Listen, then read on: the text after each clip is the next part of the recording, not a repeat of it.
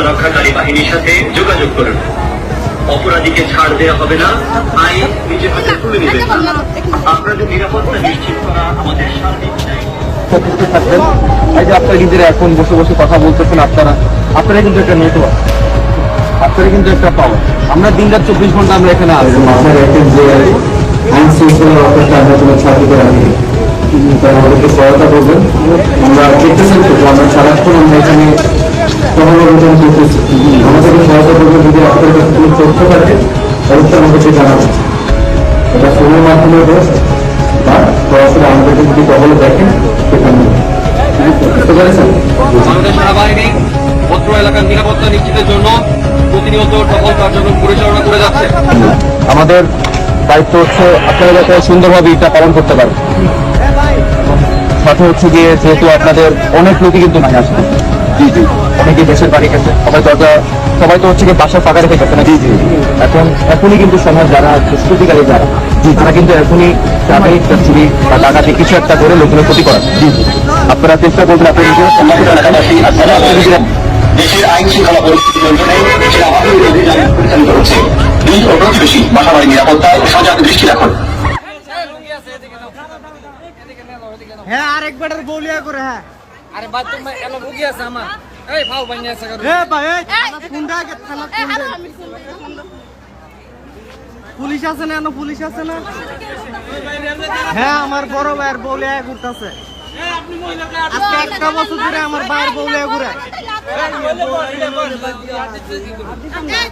কেন গো ভাই না, আজকে একটা বছর ধরে আমার ভাইটা বিদেশ, আমার বাইরে বিদেশ হি হারে লিয়া ঘুরে। এক বছর ধরে দেখছেন আমার বাচ্চা যাবার লাগি তো আছে তুমি এর আমি কই করতেছি বিভিন্ন রকমের হোটেলে জায়গা বুঝছেন।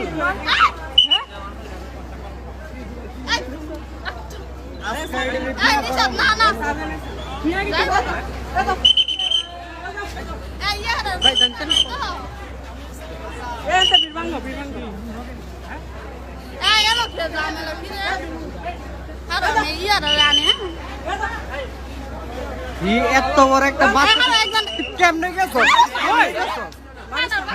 তুরস্ক তুই